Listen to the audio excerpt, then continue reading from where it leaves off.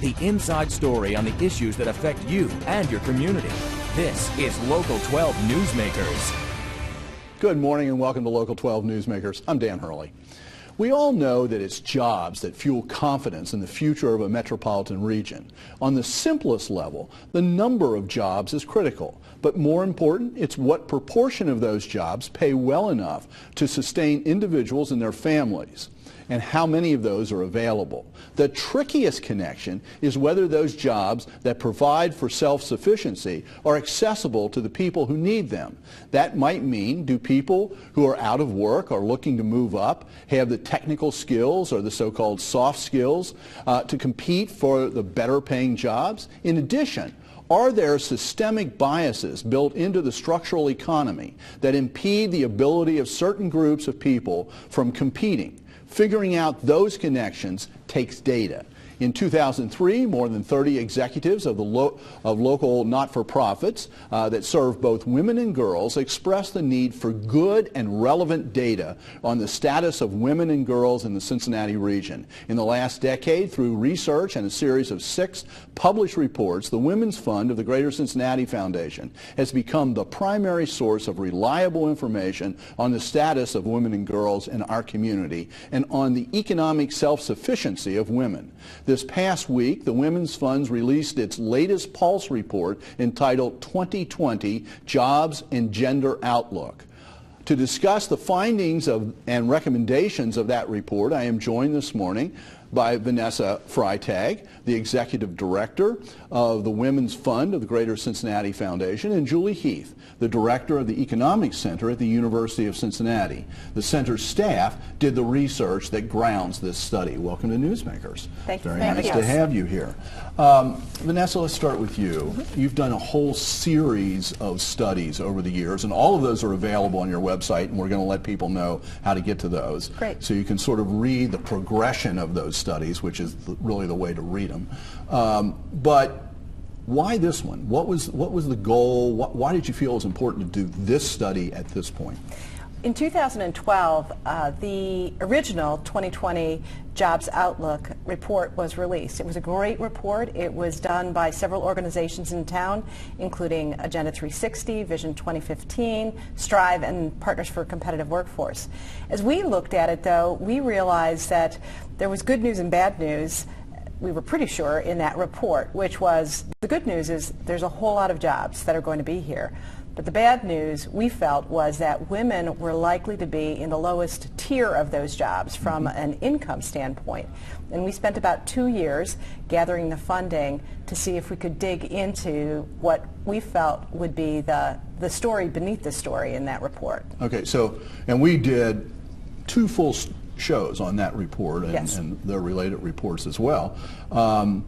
So it was in context of that recent report, but looking at it particularly through the lens of women and how they fit into that. Absolutely, because when you look at women's economic self-sufficiency, what we've been seeing across the country was that numbers like women hold nearly 70% of minimum wage jobs. What we really wanted to know was, as Greater Cincinnati grows, is that going to prove to be true? And if so, we absolutely need to address it. And what do we do about it? And what do we do about it? Julie, the Economic Center did a lot of the hard work on this.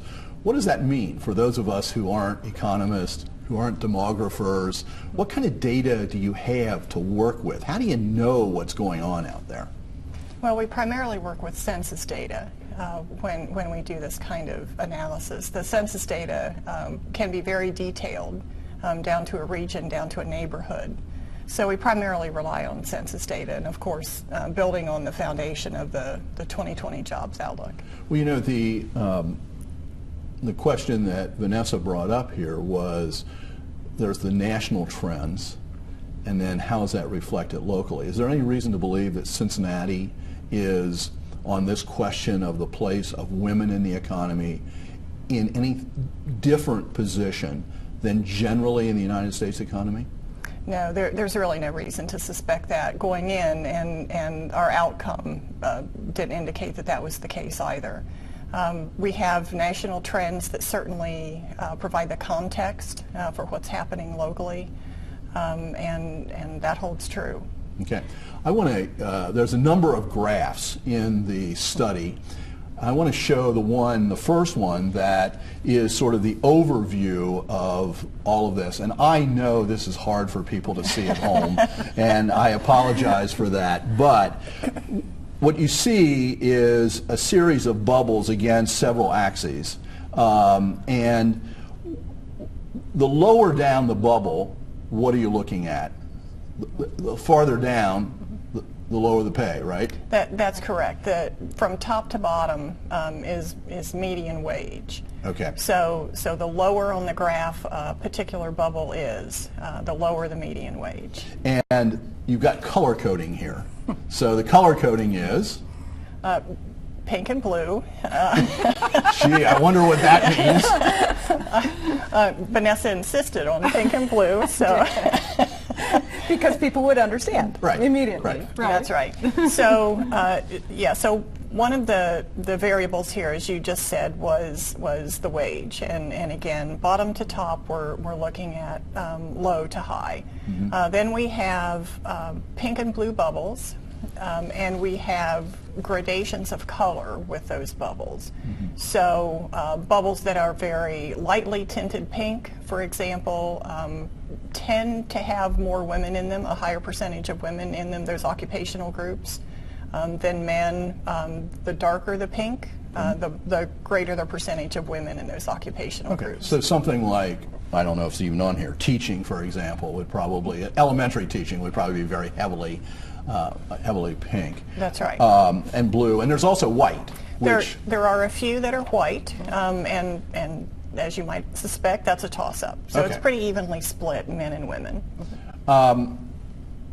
This bubble diagram relates to a lot of bubble diagrams that are out there in the reports from the last few years. I know the United Way uses a report on workforce development that really also emphasizes which areas are growing the fastest and where they fall on the income scale. And sometimes that's more on about the size and some other things, and it looks a little bit different, but frequently the lower the income, the faster they're growing is the reality. And that's a scary part, because yes, we're getting jobs, but in the wrong part of the economic system, right?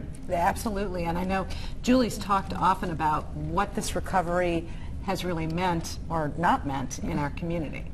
That's right, and when people can see this infographic, that's one of the things. The further to the right any particular bubble is, the higher the anticipated growth rate for 2010 to 2020. And a lot of the bubbles that are furthest to the right are also the furthest down on the graph, the closest to the bottom. And as Vanessa said, that's been the story of this recovery. Okay. We've switched from jobless to low-paying job. So let's take a look at one that, though, tends to be higher paid. And it's called healthcare practitioners and technical. Who's in this? This is the healthcare bubble. Just who generally is in that bubble? This is a broad occupational group, so there are lots of specific jobs within that bubble. Physicians, physician's assistants, nurses, techs, a lot of ground is covered with that bubble. Okay, and in that case, there's going to be a lot of men and a lot of women, because there's a lot of diversity in terms of the makeup of the genders in those fields, in the healthcare field. It is a pink bubble. It is a pink bubble. So that means it tends to be more highly dominated by females. But that's because of numbers, right? When That's you get true. all the technicians and That's you get all right. the nurses and you get all of that, that tends to be right. Right. Okay, but then you do a really interesting thing.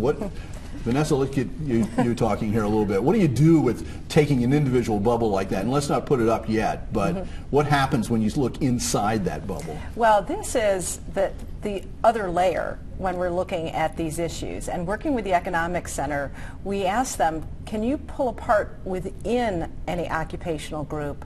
What's the actual median income by gender? As Julie said, there are a number of different jobs within an occupation group. And what will happen if we then charted how do men fare within this occupational group and how do women fare within this occupational group? Okay, now let's put that bubble up, which is bubble 2. Here it is. We've pulled apart the healthcare bubble, and Julie, what's happened to it? There's 2 sub-bubbles. Right. Well, one of the things that's happened is the size, as I've said before, the size of the relative bubbles have changed. There are much fewer men. This occupational group is about 77% women. So the bubbles change in size as we stratify by race, or I'm sorry, by sex. But what's really interesting is the median wage. That blue bubble floats all the way to the top of the pay scale. The male median wage sits at about $75,000 a year, and the pink bubble sinks. The median wage for women in this occupational group is a bit over 46. About 46,000. 46,000. So all of a sudden, opportunity through the lens of gender looks very different. Absolutely. And I know that Julie, as they've started to look at this, and this will actually be a second set of reports that we'll release in the first quarter when we really look in depth at this question, layer by layer, there isn't a single bubble where the men sink. And in most cases, the women sink. There might be a few where they stay static. Yeah. So, okay, 46,000 for the women in the broken apart healthcare bubble. Let's now transfer over to talking about what does that really mean, because your goal is self-sufficiency. Right. And in our economy, in our metro area, what's it take for a person, a family, and it can be defined by the economists in a variety of ways, what's it take to be self-sufficient? Right. And when you look at that question, you have to look at family makeup. So there's something called the self-sufficiency standards that are used in our state. They're used in many states. And what I would tell you, though, about self-sufficiency standards is this is to cover the basics. You know, there's a roof over your head, transportation, childcare. So for an individual, you know, that number is relatively low. I suppose it's 18,000 or so. 18,800. For an individual. Right. With no children. With no children. Right. And then if we have, let's say, a single mom and one child, that rises up. And where are we exactly on that? 34-1. 34-1. So one child. Just one child. In a female-headed household. Right. All of a sudden you've gotten up to 34? It takes 34. 34. What if it's a female-headed household with, you know, 2 children, which I think may be very common. So where do we go there? 44-7. So 44-7, and the median wage over here in one of the better bubbles, the healthcare bubble, for the women in that healthcare bubble, they're at 46. So they're just barely above self-sufficiency. Right. And remember what that doesn't include. That doesn't include an emergency fund if your heater breaks. That doesn't include, in fact, it doesn't include education. If you would like to better yourself, if you're a fantastic parent that says, I want to get some of those skills so that I could maybe do a little better, it doesn't include any money for that. So when we say basics, we truly mean basics. And this is the crux of the issue that I would tell you we hoped that we were wrong, but as we worked with the Economic Center, they certainly proved us right, that I think the worst top line piece that we got out of this was that 4 out of 7 jobs that are predicted to be here over this time frame won't even support a woman with 1 child. Much woman less. with 1 child, much less a larger family than that. And this is why we have 2 out of 3 children in poverty in female-headed households. One of the highest poverty rates in the United States. In the United States. Any of this surprise you? Or this is sort of hearkening back to that question, are we out of step in any way with national trends? We are not out of step, unfortunately, with national trends, and no, it's not a surprise. As I said, we're positioned pretty squarely within the national context, which is this recovery has been a recovery of low-skill, low-wage jobs. Okay. So what I want to do is take a quick break and come back and we can talk about what you recommend we do moving forward, because it's one thing to look at the data. What do we want to do with it? That's always the important question. So stay tuned. After the break, Vanessa and Julie will return to discuss the recommendations that are contained in this report.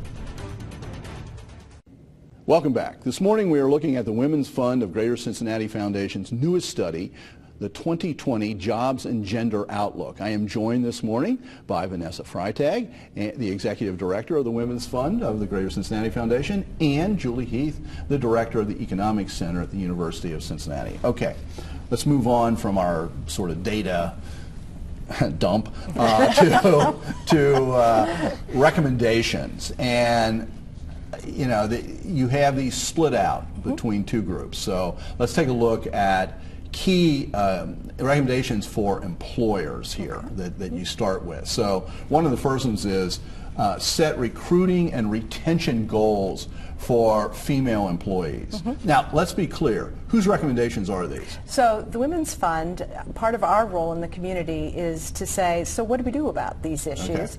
And we do that also in conjunction with many stakeholders. So it comes from us. It comes from you, not from the researchers. Okay. We provide the basis for the recommendations. Right. Okay, all right. So on this first one, that you want goals set on retention. Who's supposed to set those? The employers? So I think this is where we're looking at the fact that improving this situation is good for everyone.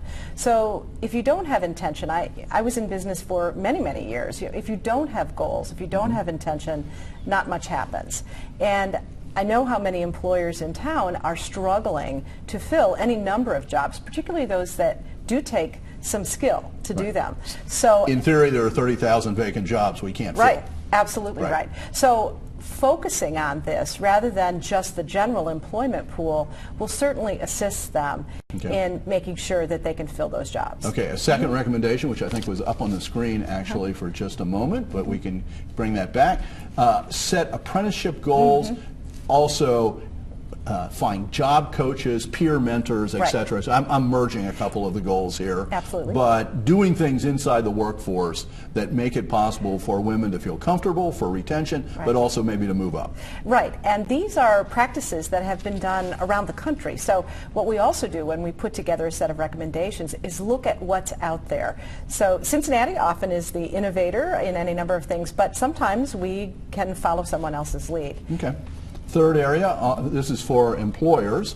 A third recommendation is to revamp the messaging in high growth, livable wage, non-traditional sectors. Blah, blah, blah. High growth, but livable wage, higher wage categories in the non-traditional sectors. So we're talking STEM, science, technology, engineering, and math? Yes, but also manufacturing, some areas of construction, yes. Okay.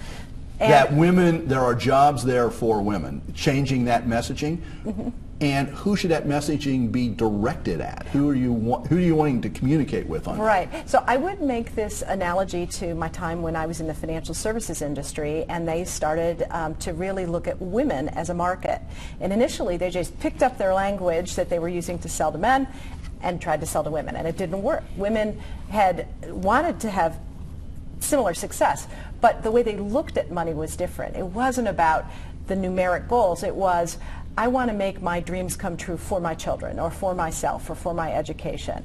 I would liken this to the same situation where women who haven't been typically in these areas, the way that we are talking about them may not appeal to women at all.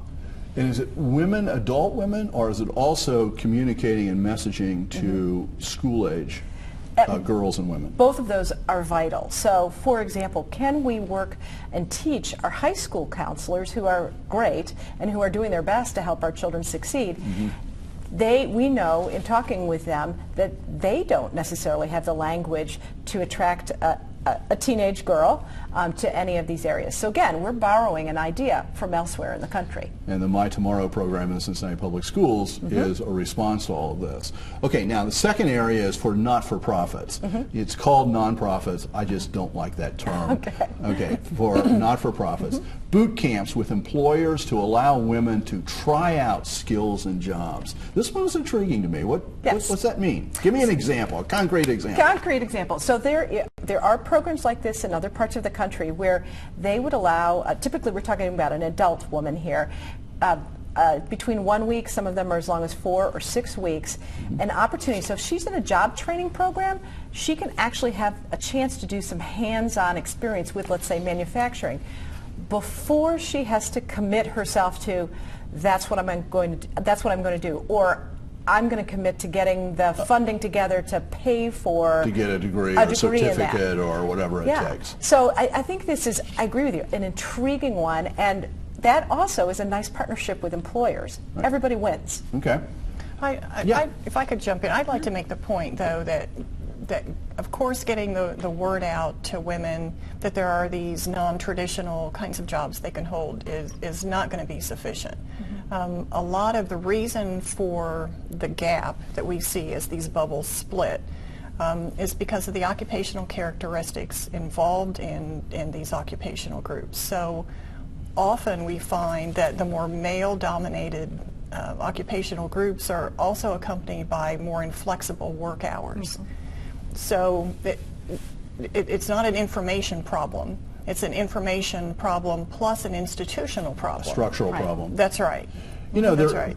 I don't know if either of you or both are familiar with the Good Job Strategy by Ton. Absolutely. You know, which is talking about not just the inflexible hours, but the unpredictability of hours, and especially for lower income retail area sectors of the economy where people get their hours changed. This week it's one thing, next week it's another. How do you set up daycare? How do you set up your plan to go to school? How do you set up anything? Not to mention low income, frequently no benefits. It seems to me that's a whole nother approach that doesn't get mentioned here. Well, so the previous report that the Women's Fund did on the cliff effect really honed in on an aspect of that, because we're talking about most of that is child care challenges. And we really started to get into that issue there. So, for example, if you're the newbie on the manufacturing floor, you are almost assuredly going to be assigned second or third shift. Extremely difficult to find childcare and afford childcare for that. So I agree. This report could have been 100 pages long. So we're trying to really divide this into chunks. Well, let me make sure people know how to read the whole report, because we just scratched the surface. You can see this report by going to the Greater Cincinnati Foundation's website, and then the report is very much right on the home page. Here it is at gcfdn.org, and it's very easy to find. Okay, now what I'd like to do is sort of pivot, and rather than looking at where we're going in the future with women's work, take a little bit of a retrospective about where women's work was in the late 19th century. A new documentary, which will be shown at the Carnegie in Covington this afternoon, uses the original music hall organ screen as an entry point to explore the contributions of women drawn into the workforce in the last third of the 19th century by the arts and crafts movement. Since it was dismantled in the 1970s, very few panels have been able to be seen. They're installed in the orchestra pit, and the public just doesn't get a peek. Here you go to take a look at them. You can see all of those little kind of ridges and those facets in the surface. That's the way the surface looks right off the tool. In other words, you carve it, that's the way the surface looked. So often when we see a piece of furniture, a chair, table, whatever, with carving, the carving often looks kind of like mushy and soft. It's had all the stuff put on it over time. And stripped and sanded, and but this is really crisp. This film and 6 more made by women from around the world this afternoon at 4 p.m. at the Carnegie Center at 1028 Scott Street in Covington. The cost is $12, and the producer of this one, Melissa Godet, will lead the discussion after the screening. Thank you for making Newsmakers a part of your Sunday morning. Thank you to my guest this morning. We leave you with a clip from the art carvers of Music Hall.